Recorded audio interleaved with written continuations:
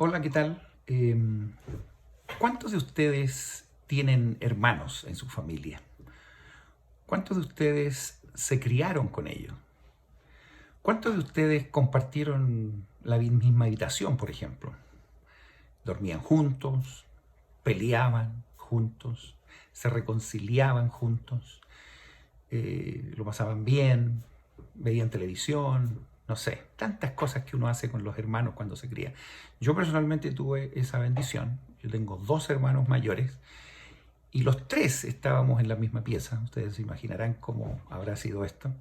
Teníamos camarotes de tres, literas de tres y compartimos por muchos años. Yo sabía exactamente lo que ocurría con mis hermanos, los llegué a conocer, las cosas buenas, las cosas malas. Pasamos un excelente momento, tengo muchos recuerdos de esa etapa. Yo soy el menor de los tres. Es probable que ustedes hayan tenido la misma experiencia en sus familias. Es impresionante cómo se unen las vidas en las primeras etapas, especialmente cuando las edades son similares. Recuerden el espacio, esto que yo estoy contando es básicamente para que ustedes tengan la oportunidad de recordar esos momentos si es que lo han vivido. Si no lo han vivido, se lo pueden imaginar. Tiene momentos muy entretenidos, por cierto, la mayoría de ellos. Pero también hay momentos que son un poco complicados, que a veces uno quiere estar solo, que no quiere compartir, pero, pero uno se acostumbra a compartir en realidad todo lo que la vida le entrega. De hecho, después cuando ya mis hermanos empezaron a casar, etcétera, uno llega incluso a extrañarlos. Los vínculos son muy fuertes, pero lo pasamos muy bien, definitivamente. Una vez conversando con algunos jóvenes, les decía yo, ¿se imaginan ustedes haber tenido una vida junto al Salvador, a Jesucristo, cercana, así como un hermano la tiene con otro? En realidad no hay mucho en las escrituras que aparezca en relación a la vida de Jesucristo cuando era un joven, un niño. Sabemos cuándo nació, sabemos un poquito cuando tenía 12 años, ustedes ya conocen la historia, y después la historia se pega un salto hasta los 30 años, cuando comienza ya su ministerio, y prácticamente más del 80-90% de las escrituras que tenemos relatan la historia de la última semana de la vida de Jesucristo. Por lo tanto, no hay mucho que aprender ahí. No tenemos datos de lo que efectivamente vivió Jesucristo en su niñez, en su juventud. Pero tiene que haber sido fascinante haber compartido con él, cómo se crió, cuál era la relación que tenía con su mamá, por ejemplo, con su papá, en este caso la esposa de su mamá, el esposo de su mamá. Siempre en el día a día uno piensa, habría sido interesante saber de la vida de Jesucristo. Pero ¿saben qué? Mire, yo quiero contarle algo bien entretenido. Una vez yo en una clase escuché a un maestro y me impresionó mucho, y yo quiero compartirlo con ustedes. Definitivamente Jesucristo tuvo hermanos. Sí, tuvo hermanos. Y probablemente uno de sus hermanos a lo mejor compartió la misma pieza con él en su casa. Es probable que ellos dormían en la misma habitación, no lo sabemos. Es probable que ese hermano de Jesucristo compartió tantas noches a lo mejor haciendo una oración a su Padre Celestial, o en la mañana. Él probablemente estando en la habitación muchas veces recibió alguna instrucción de su mamá, de María. A lo mejor lo mandó a hacer algunos quehaceres en el hogar, o a comprar el pan en la esquina de donde vivían, no lo sé. Y ese hermano vio a Jesucristo, a su hermano, el trato que tenía con sus padres. ¿Cómo habrá sido? ¿Cuáles habrá sido sus ejemplos? Sabiendo que es el Hijo de Dios. A veces yo pienso que habría sido maravilloso haber tenido una pequeña entrevista con el hermano de Jesucristo para que nos contara un poco de cómo fue su experiencia que le tocó de ser hermano del unigénito del Padre, del primogénito del Padre. En realidad, podría haber sido muy interesante haber conversado con ese hermano. Lo que quiero decirle es lo siguiente. Ese hermano, muchos de ustedes y yo lo conocemos, tenemos algún antecedente.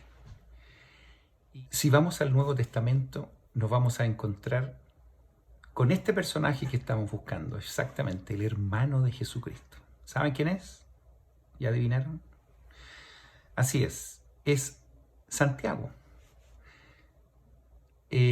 Nosotros hemos tenido la oportunidad de escuchar, y no tan solo de escuchar, sino que de leer en relación a lo que él escribió.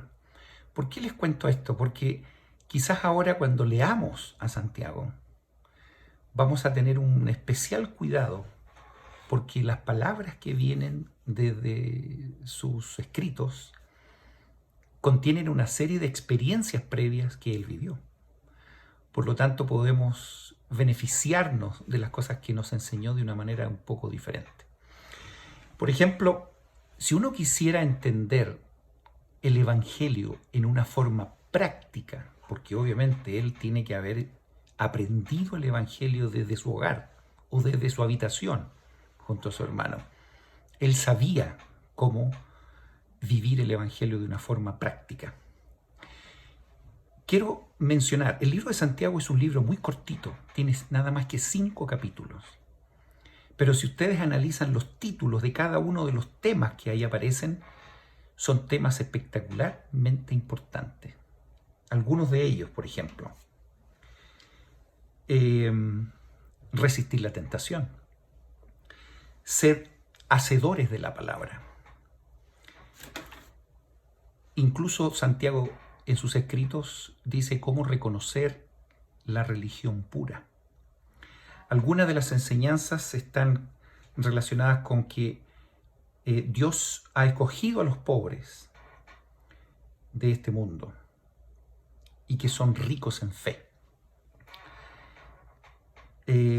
La salvación, dice, se obtiene al guardar toda la ley. La fe sin obra es muerta. ¿Han escuchado de eso? Bueno, esto salió justamente de las enseñanzas de Santiago. Refrenemos la lengua. ¿Han escuchado esas enseñanzas? La sabiduría celestial es pura, pacifica y llena de misericordia, dice. Como digo, los capítulos son muy cortitos. Algunos otros temas que aparecen aquí. Los amigos del mundo, dice, son enemigos de Dios. Alguna de esas enseñanzas. El pecado consiste en no andar en la luz que hemos recibido, entre otras cosas. Etcétera. Si ustedes dan una miradita a estos 5 capítulos, se van a dar cuenta que lo que Santiago escribió no se va con rodeos. Es uno de los evangelios más prácticos que podemos encontrar. Me refiero a cómo podemos vivir el evangelio de una forma práctica. Y aquí viene una reflexión que a mí me impresiona. ¿Recuerdan la historia de José Smith? ¿Sí? ¿Recuerdan que José Smith estaba buscando la verdad? ¿Recuerdan que él estaba viviendo en una situación sumamente complicada porque había muchas iglesias, etcétera, y por ahí escuchaba algunos consejos en otros, y él estaba estudiando la Biblia, leía algunos otros párrafos o escuchaba algunos sermones de otras religiones?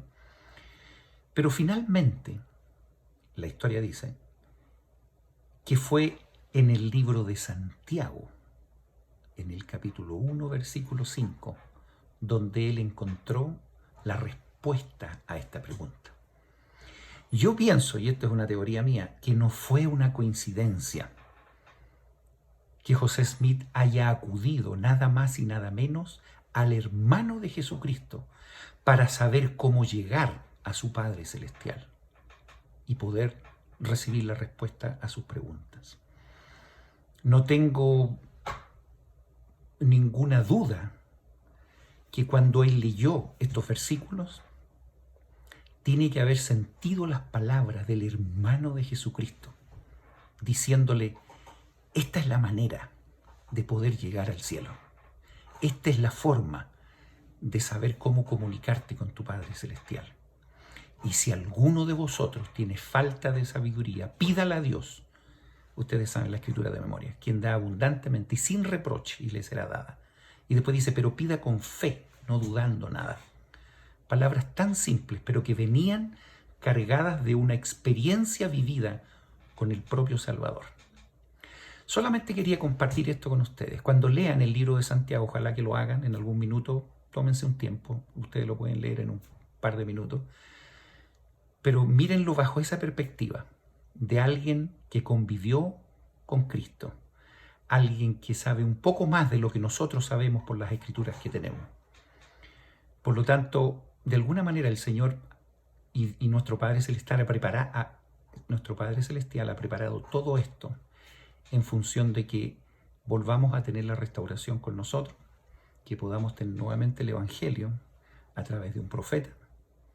Y qué mejor que haber sido ayudado por el hermano de Cristo para entender y escuchar ese consejo que ayudó a José Smith a ir a ese bosque y encontrar la forma de comunicarse con su Padre Celestial. Pensé que era algo importante, que a lo mejor les puede servir. Que tengan un buen día y nos vemos pronto.